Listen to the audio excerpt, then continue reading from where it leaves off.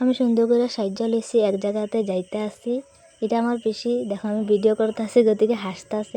তো কই যাইতেছি, কি করতেছি, ভিডিওটা ফার্স্ট থেকে লাস্ট পর্যন্ত দেখতে থাকো। আশা করি অবশ্যই বুঝতে পারবে আর তোমাদের ভিডিওটা ভালো লাগবে।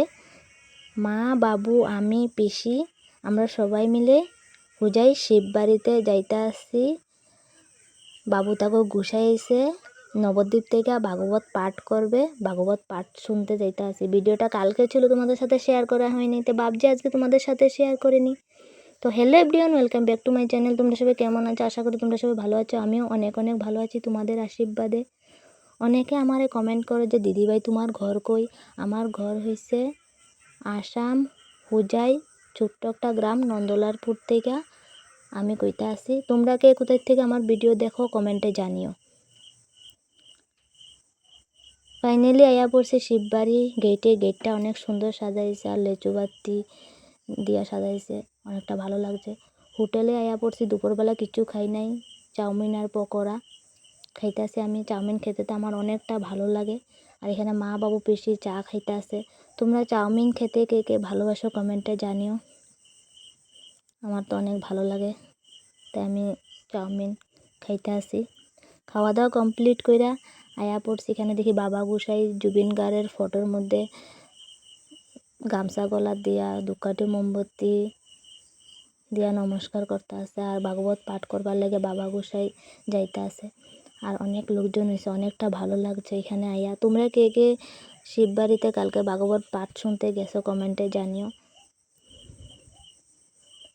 ভাগবত পাঠ করা আরম্ভ হয়ে গেছে, অনেক সুন্দর ভাগবত পাঠ করতেছে। আমার তো অনেকটা ভালো লাগছে এখানে আইয়া মা বাবার লাগে, তার লাগে আমি ভাগবত পাঠ শুনতে আইয়া পড়ছি।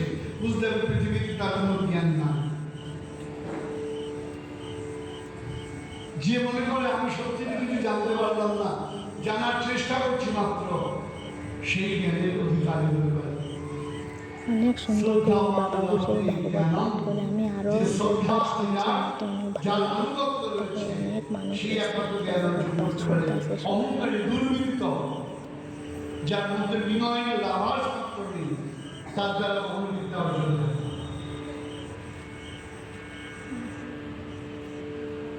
আজকে তোমার আনন্দ লাগছে, আমি ভাবিনি। আমারে কিরকম লাগে তোমরা কমেন্টে জানিও। দুর্গা বাড়িতে অনুষ্ঠান হবে, অমিত আমাকে বৃন্দাবনেই বলেছেন যে বাবা আপনার মেয়ের স্মরণে ভাগবত পাঠ করা হয়ে গেছে, শোনাও হয়ে গেছে। এখানে সবাই জিলাপি দিতে আছে, আমিও লইয়া দিয়েছি। আর এখানে আমার কলেজের দুইটা বইন্ডে পাইছি, তাদের লগে ফটো উটো উঠছি, অল্প সেলফি ভালো লাগছে। জিলাপিও খাওয়া হয়েছে। আর এটা আমার বাবা গোসাই, বাবু তারা মন্ত্র লেছে এই গোসাই থেকে। তোমরা এই গোসাইরে কে কে চিনো কমেন্টে জানি। আর আমার ভিডিওটা কেমন লাগছে তোমরা জানিয়ে কিন্তু। আর তোমাদের সাথে একটা নেক্সট ব্লগে দেখা হইব।